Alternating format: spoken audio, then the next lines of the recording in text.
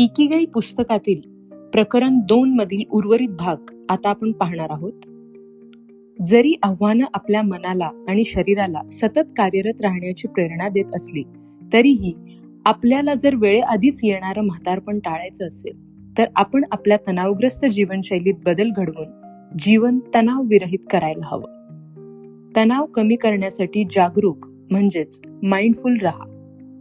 आपल्याला वाटणाऱ्या भीती, चिंता खऱ्या असोत किंवा खोट्या, पण त्यांच्यामुळे जो तणाव निर्माण होतो तो आपण टाळू शकत नाही. आणि या तणावामुळे फक्त काळजी किंवा चिंताच वाढत नाही, तर तणावाचे आपल्यावर अनेक मानसिक आणि शारीरिक दुष्परिणाम होतात, ज्यामुळे अगदी आपल्या पचनसंस्थेपासून ते त्वचेपर्यंत सर्वच गोष्टींवर वाईट परिणाम होतो. त्यामुळे आपण तणाव टाळण्यासाठी समस्या येण्यापूर्वीच उपाययोजना करायला हव्यात. त्यासाठी कित्येक लोकांनी माइंडफुलनेसचा म्हणजेच जागरूक राहण्याचा सल्ला दिला.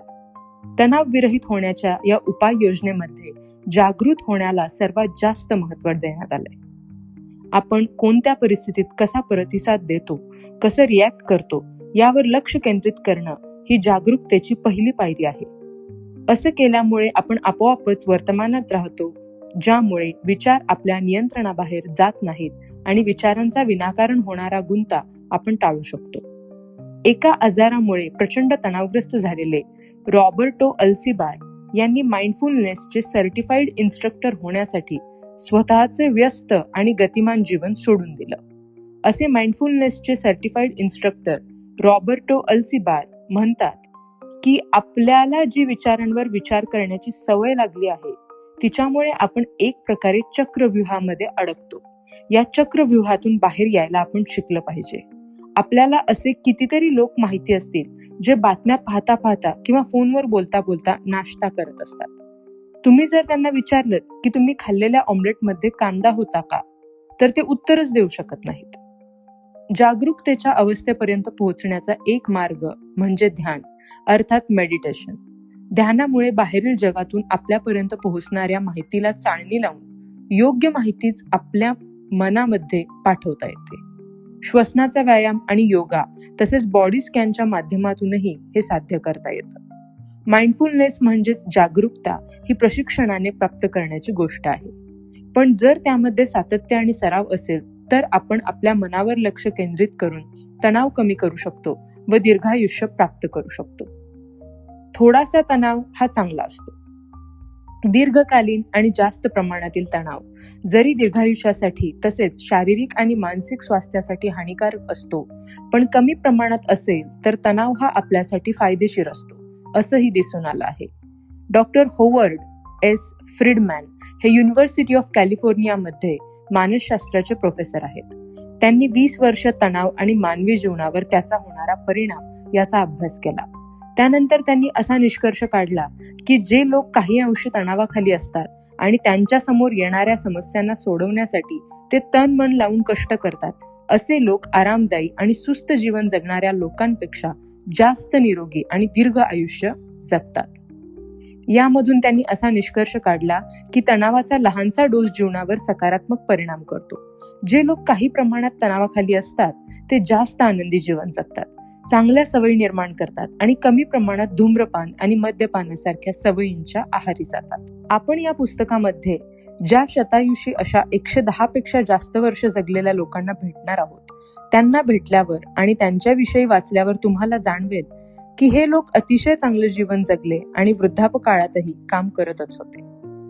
बसून राहणं वय वाढण्याचं कारण बनू शकतं. पाश्चिमात्य देशांमध्ये एका जागी बसून काम करण्याची संस्कृती वाढीला लागली आहे. त्यामुळे उच्च रक्तदाब आणि लठ्ठपणा अशा आजारांना आमंत्रण मिळतंच, त्याचबरोबर त्याचा वयोमानावर विपरीत परिणामही होतो. कामाच्या जागी किंवा घरी एकाच जागी बसून जास्त वेळ काम केल्यामुळे स्नायू कमकुवत होतात. त्याचबरोबर श्वसनाची प्रक्रियाही मंदावते. एकाच जागी बसून राहिल्याने हायपरटेन्शन, अपचन, हृदयरोग, हाडे ठिसूळ होण्यासारखे आजार त्रास देतात. नुकत्याच केलेल्या एका अभ्यासामध्ये असं दिसून आलं आहे की एकाच जागी बसून काम केल्यामुळे प्रतिकार शक्तीवर परिणाम होतो आणि पर्यायाने पूर्ण शरीर संस्थेचं काम बिघडतं. ही समस्या फक्त तरुण किंवा ऑफिसमध्ये काम करणाऱ्या कर्मचारी वर्गाचीच नसून सर्व वयोगटातील लोकांची आहे. ज्या मुलांना एकाच जागी बसण्याची सवय असते त्या मुलांमध्ये फार कमी वयामध्ये लठ्ठपणासारखे आजार पाहायला मिळतात, ज्यामुळे इतर आजारांना आमंत्रण मिळतं आणि भविष्यात मोठा धोका संभवतो. त्यामुळे लहानपणापासून सक्रिय आणि कार्यक्षम जीवनशैलीची सवय विकसित करायला हवी. एका जागी बसून न राहणं हे वाटतं तेवढं कठीण नाही. त्यासाठी थोडीशी हालचाल आणि दिनचर्येमधील थोडासा बदल फार मोठं काम करतो. आपल्याला अंतरंगातून आणि बाह्य कृतीतून सतत कार्यक्षम राहण्यासाठी लहान सहान बदल करण्याची गरज असते. त्यासाठी आपल्याला आपल्या दिनचर्येमध्ये काही बाबी अंतर्भूत कराव्या लागतील. कामाला जाताना पायी चालत जा. हे शक्य नसेल तर दिवसभरामध्ये कमीत कमी 20 मिनिटं चाला. लिफ्टपेक्षा जिन्याचा वापर करा. त्यामुळे तुमचे स्नायू बळकट होतीलच, त्याचबरोबर श्वसनक्रियाही जास्त सशक्त बनेल. सामाजिक कार्यामध्ये भाग घ्या. याचा सर्वात मोठा फायदा म्हणजे जो वेळ तुम्ही टीव्ही समोर बसून घालवणार होतात त्या वेळात शरीराला हालचाल करायची सवय लागते. जंक फूडपेक्षा फळे खाण्यावर भर द्या. यामुळे वारंवार खात राहावं लागणार नाही आणि जास्त सकस आहार मिळेल.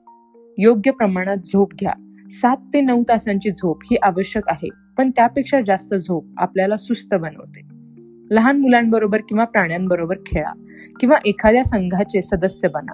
यामुळे शरीर तंदुरुस्त होतच, पण त्याचबरोबर मनालाही नवी ऊर्जा मिळते आणि स्वप्रतिमाही उंचावते.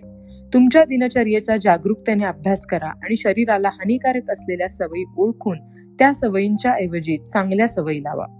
आपल्या रोजच्या जीवनात हे छोटे छोटे बदल केले तर आपलं मन आणि शरीर दोन्हीही ताजेतवाने राहतील आणि दीर्घायुष्याची बीजही पेरली जातील. स्वस्थ राहण्याचं रहस्य. जरी आपलं वय बाह्य आणि अंतर्गत दोन्ही स्तरावर वाढत असलं, जरी आपण शारीरिक आणि मानसिक दोन्ही स्तरावर मोठं होत असलो, तरीही लोकांचं वय समजण्याची सर्वात सोपी पद्धत म्हणजे त्यांची त्वचा.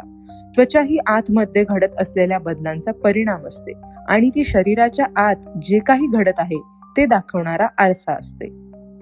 जे लोक मॉडेलिंग करतात त्यातले बहुतांश असं सांगतात की कोणत्याही फॅशन शोच्या आदल्या रात्री ते 9 ते 10 तास चांगली झोप घेतात. यामुळे त्यांच्या त्वचेला एक प्रकारची लकाकी येते. त्यांची त्वचा तजेलदार, स्वस्थ आणि सुरकुत्या रहित दिसते.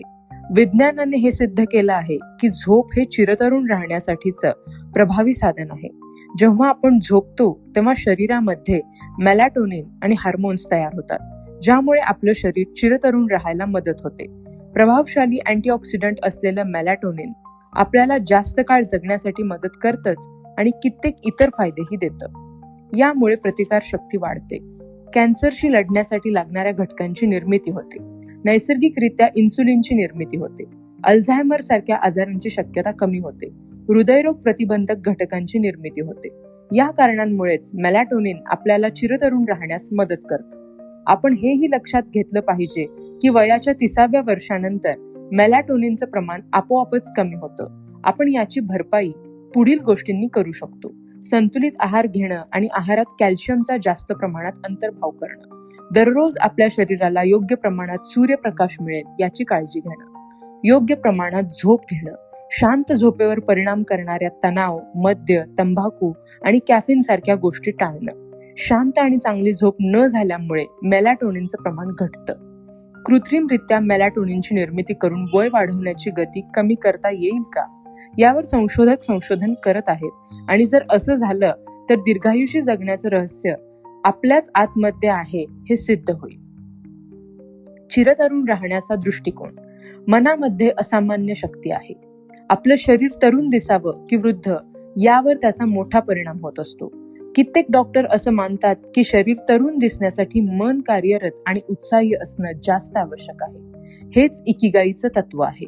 अर्थात फक्त समस्येच्या किंवा आणीबाणीच्या वेळी याचा उपयोग न करता कायमच उत्साही राहण्याची गरज असते.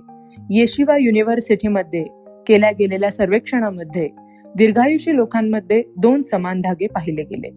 एक तर या लोकांकडे प्रचंड सकारात्मक दृष्टिकोन असतो आणि दुसरं म्हणजे ते भावनिक दृष्ट्या फारच सक्षम आणि जागृत असतात.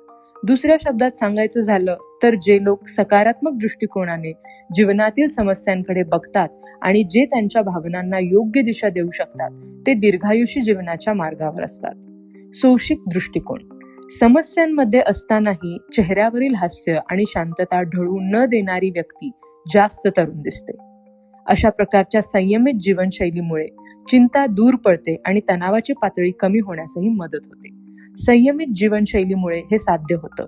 100 वर्षे आणि त्यापेक्षा जास्त जीवन जगलेल्या लोकांमध्ये काही गोष्टी समान पाहायला मिळतात. या लोकांच्या आयुष्यामध्ये समस्या आलेल्या असतातच, पण या लोकांनी समस्येला सकारात्मकतेने सामोरं जाण्याची कला आत्मसात केलेली असते. ते नेहमी समस्यांचा सामना करून त्यावर मात करतात आणि कधी त्यांच्या आहारी जाऊनही हार मानत नाहीत. 2014 साली जगातील सर्वात वृद्ध व्यक्ती म्हणून ओळखले गेलेले 111 वर्षीय अलेक्झांडर इमेज असं मानतात की त्यांना चांगले जीन्स मिळाले हे जरी खरं असलं तरीही दीर्घायुषी होण्यासाठी हे एकच कारण पुरेसं नाही. अजूनही काही गोष्टी दीर्घायुषी होण्यासाठी कारणीभूत ठरल्या. गिनीज बुक ऑफ वर्ल्ड रेकॉर्ड्समध्ये नोंद झाल्यानंतर झालेल्या मुलाखतीमध्ये ते असं म्हणाले होते की तुम्ही कसं आयुष्य जगता याचाही तुमच्या दीर्घायुषी होण्यामध्ये मोठा वाटा असतो. दीर्घायुषी कविता. ओगिमीमध्ये असताना 100च्या उंबरठ्यावर असलेल्या एका महिलेने एक कविता म्हटली. ही कविता त्यांच्या बोलीभाषेमध्ये आणि जपानी भाषेमध्ये तिने म्हटली. स्वस्थ आणि दीर्घायुष्य जगण्यासाठी सगळे पदार्थ थोडे थोडे आणि आनंदाने खा. लवकर निजा, लवकर उठा आणि लगेच चालायला निघा. आम्ही प्रत्येक दिवस शांततेने जगतो आणि आमच्या यात्रेचा आनंद घेतो. स्वस्थ आणि दीर्घायुष्य जगण्यासाठी आम्ही सगळ्या मित्रांशी आपुलकीने वागतो. उन्हाळा, पावसाळा आणि हिवाळा आम्ही साजरे करतो सर्वच ऋतू. तुमची बोटं किती वयाची आहेत याची काळजी करू नका. तुमच्या मेंदूच्या मदतीने आणि हातांच्या साह्याने काम करत राहा. सतत कामामध्ये व्यस्त राहा आणि काम करत राहा. 100 वर्ष तुमच्या दिशेने चालत येतील. आता आपण आपल्या बोटांचा वापर करून पुढचं प्रकरण उलगडायला सज्ज आहोत, ज्यामध्ये आपण दीर्घायुषी जीवन आणि आपल्या जीवनाचा उद्देश जाणणं यामधील घट्ट नातं समजणार आहोत. इथे इकिगाई पुस्तकातील प्रकरण 2 पूर्ण झाले. आता आपण पुढच्या भागात बघू प्रकरण 3.